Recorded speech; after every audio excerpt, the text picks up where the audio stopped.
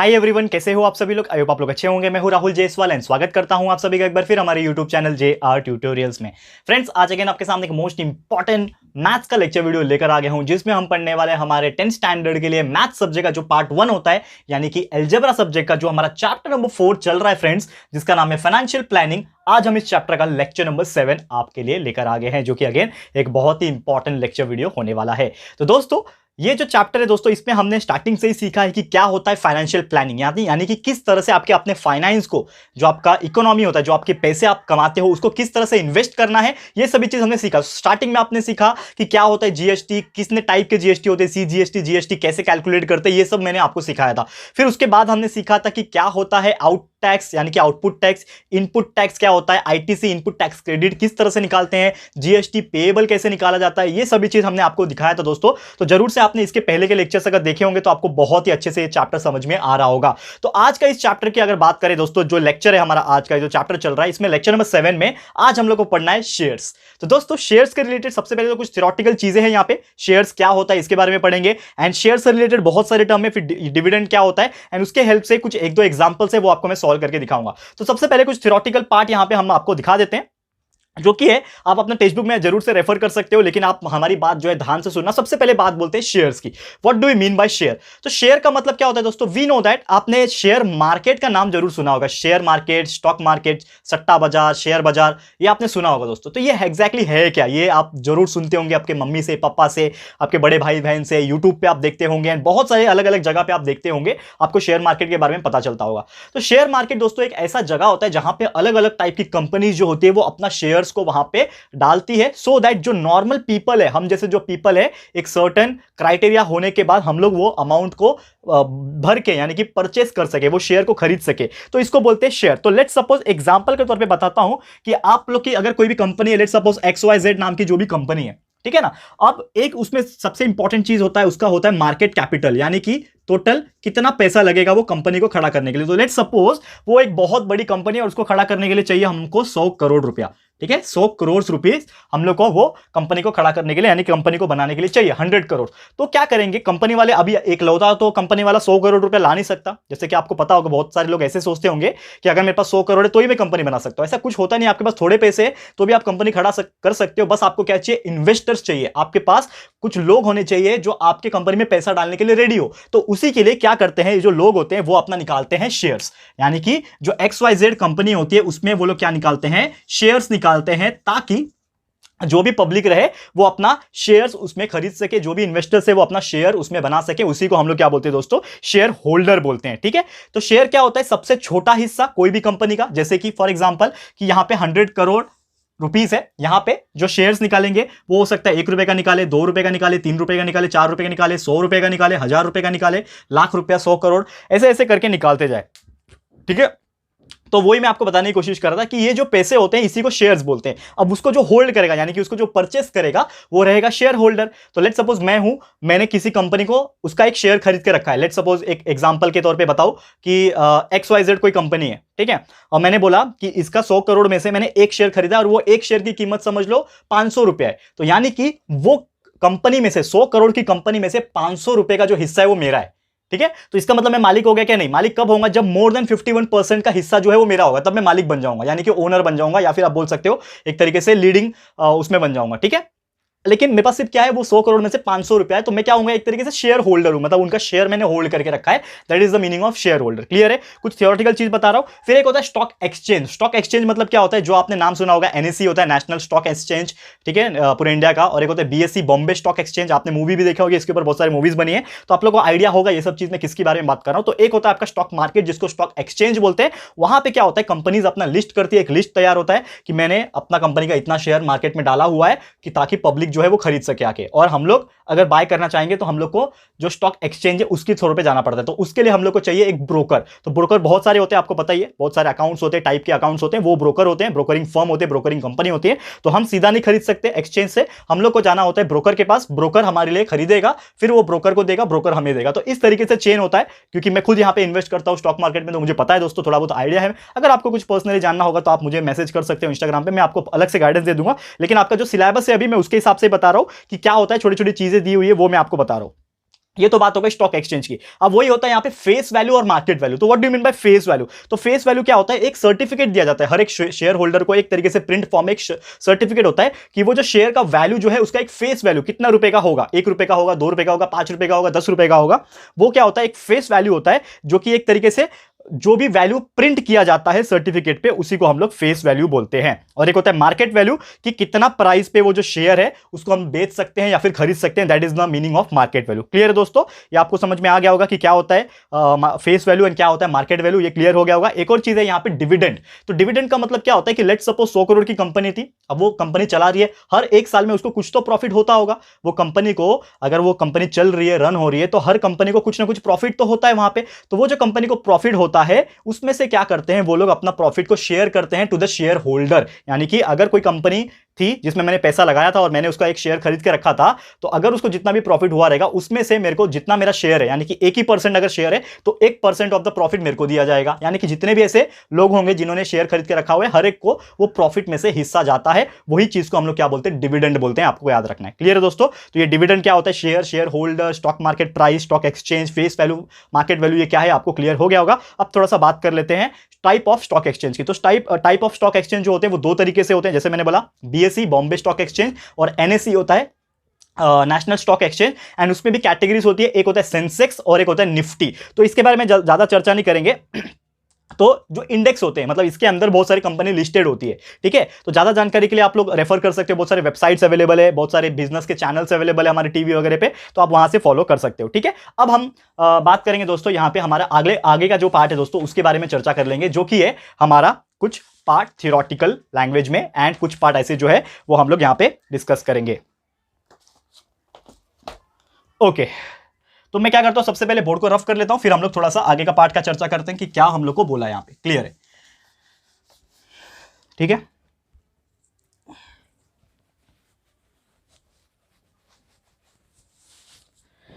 Okay, let's start.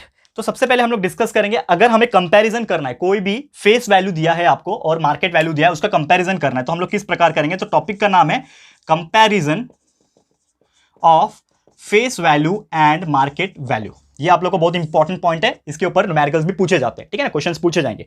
तो अगर मेरा जो मार्केट वैल्यू है, ठीक, पहला वाला, अगर मेरा मार्केट जो वैल्यू है वो अगर फेस वैल्यू से ज्यादा है, ठीक है, फेस वैल्यू का जो भी प्राइस होगा अगर उसका मार्केट वैल्यू ज्यादा है, तो जो शेयर होगा, शेयर क्या होगा? एक प्रीमियम लेवल पे होगा। तो हम लोग बोल सकते हैं कि वो क्या है? प्रीमियम लेवल पे।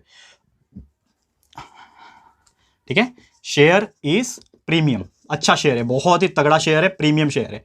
ठीक है? अब सेकंड कंडीशन ये है कि अगर जो मेरा मार्केट वैल्यू है वो अगर बराबर है फेस वैल्यू के, यानी कि जो भी प्राइस होगा मार्केट वैल्यू का वो फेस वैल्यू के बराबर प्राइस है उसका, तो हम लोग बोल सकते हैं कि जो शेयर है वो एकदम लेवल पे, यानी कि पार बोलते हैं ना हम लोग, एकदम लेवल पे, ना कम है ना ज्यादा है, तो हम लोग बोल सकते हैं कि शेयर इज पार।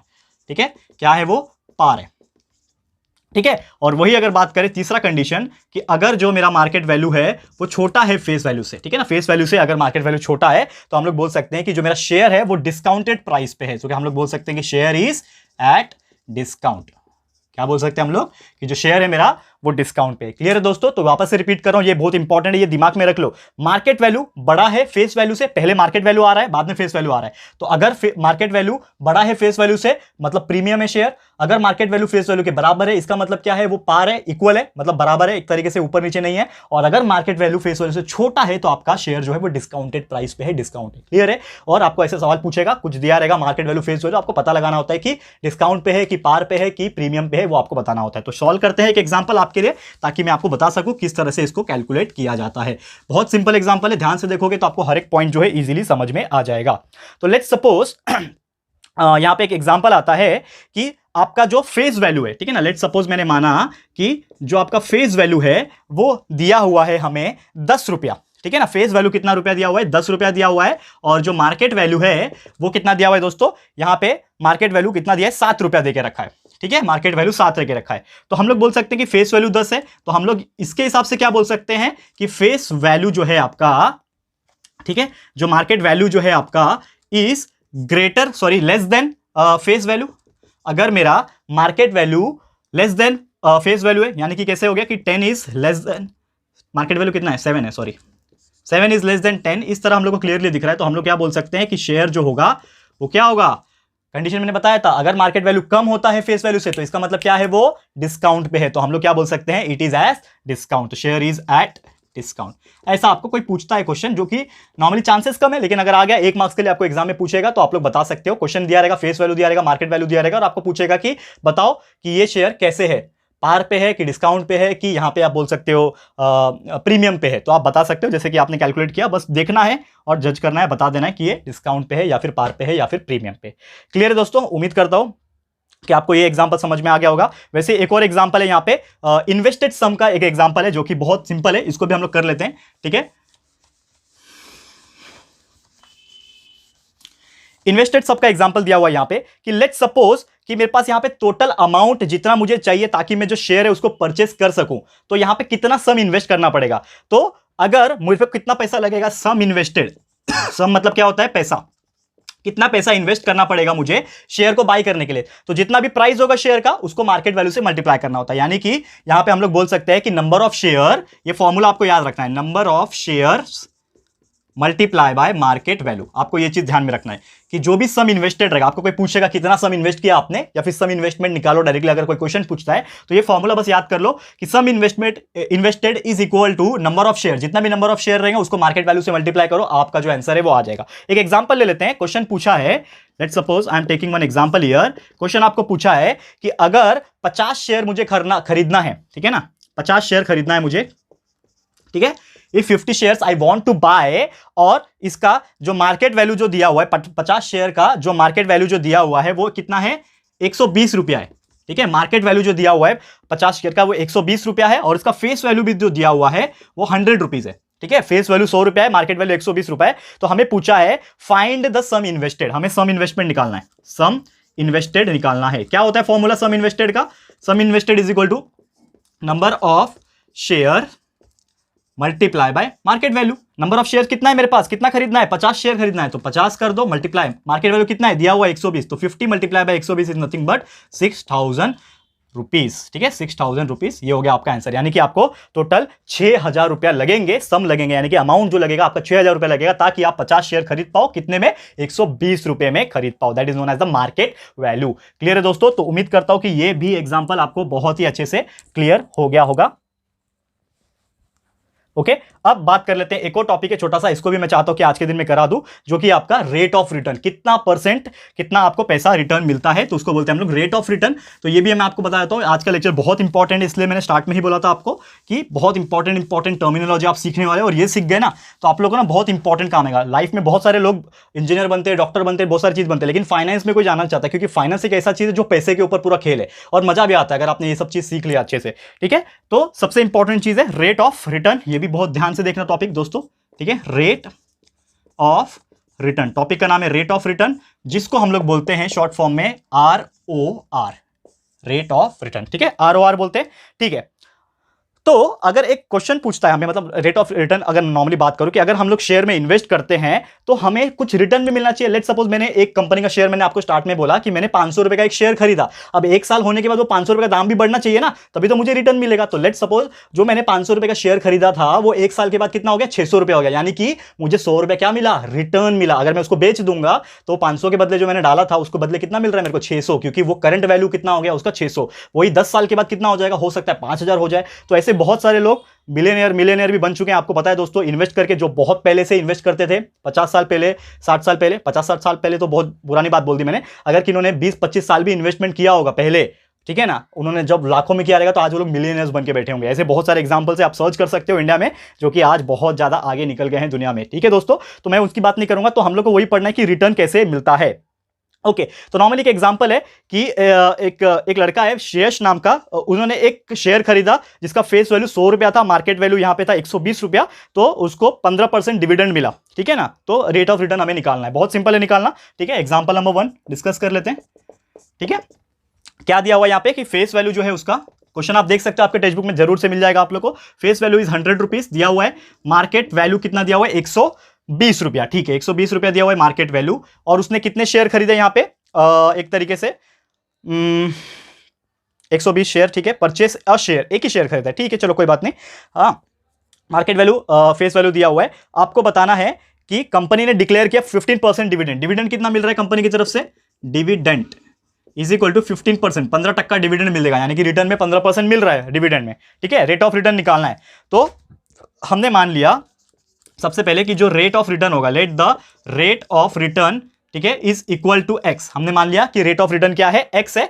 तो यहां पे 15% मिल रहा है डिविडेंड। डिविडेंड कितना मिल रहा है, 15% मिल रहा है, ठीक है। लेकिन वो किसके ऊपर मिलेगा, डिविडेंड किसके ऊपर मिलेगा, मार्केट वैल्यू के ऊपर मिलेगा, यानी कि 120 के ऊपर। और यहां पे रेट ऑफ रिटर्न एक्स होगा, और वो किसके बराबर होगा, 100 के परसेंटेज में चाहिए ना, तो आपका x यहां से निकल जाएगा, that is 15 multiply by 100 divide by 120, 0 0 gets cancel, 15 multiply by 10 is 150 divide by 12। आप कर सकते हो यहां से आपका x का जो आंसर आएगा, तो x कितना आ रहा है 12.5, यानी कि 12.5% क्या हो गया उसका रेट ऑफ रिटर्न, मतलब उसको बदले में कितना मिल रहा है, 12.5% का रिटर्न उसको मिल रहा है। क्लियर है दोस्तों? तो उम्मीद करता हूं कि आप लोगों को ये पर्टिकुलर एग्जांपल अच्छे से आपको क्लियर हो गया होगा। एंड इतना अच्छे से और इतना कामली मैंने आज आपको बहुत सारी चीज बताई, इतने सारी चीज पढ़ी है। शेयर क्या होता है, शेयर थियोरेटिकल पॉइंट्स को पूरा मैंने पढ़ा दिया, साथ ही में आप लोग को पढ़ाया कंपैरिजन कैसे कर सकते हैं फेस वैल्यू और मार्केट वैल्यू को, उसके बाद हम लोग कैसे निकाल सकते हैं सम इन्वेस्टमेंट, उसके बाद हम लोग कैसे निकाल सकते हैं रेट ऑफ रिटर्न। ये सभी चीज आप लोग को क्लियर हो गया होगा। और अगर ऐसे एग्जाम्पल प्रैक्टिकल लाइफ में आपके साथ होंगे तो आप कैलकुलेट कर सकते हो, और अगर एग्जाम में पूछेंगे बोर्ड एग्जाम में तो आप लोग उसको भी इजीली सॉल्व कर पाओगे, इतनी हमारी गारंटी है दोस्तों। तो कैसा लगा है हमारा आज का लेक्चर वीडियो, क्योंकि हम लोग यहां पे आज स्टॉप कर रहे हैं, आगे आने वाले लेक्चर में आपके लिए ऐसे ही बहुत सारे एग्जांपल्स लेकर आएंगे एंड आपको प्रैक्टिस सेट भी सॉल्व करेंगे, ठीक है। तो आज इतना ही। हमारा लेक्चर वीडियो आपको कैसा लगा है प्लीज हमें कमेंट करके बताना है, और अगर ये वीडियो आपको पसंद आया दोस्तों तो प्लीज वीडियो को लाइक कीजिएगा, शेयर कीजिएगा अपने सारे फ्रेंड्स लोगों के साथ, फटाफट से शेयर करो। एंड दोस्तों अगर आपने अभी तक इस हमारे चैनल को सब्सक्राइब नहीं किया है तो फटाफट से हमारे चैनल को सब्सक्राइब कर देना, साथ में बेल आइकन को प्रेस कर देना, ताकि जब भी हम लोग वीडियो लेकर आएंगे आप लोग को नोटिफिकेशन मिलती रहेगी, ठीक है फ्रेंड्स। तो मिलते हैं हमारे अगले वीडियो में। ये वीडियो देखने के लिए thank you and good bye.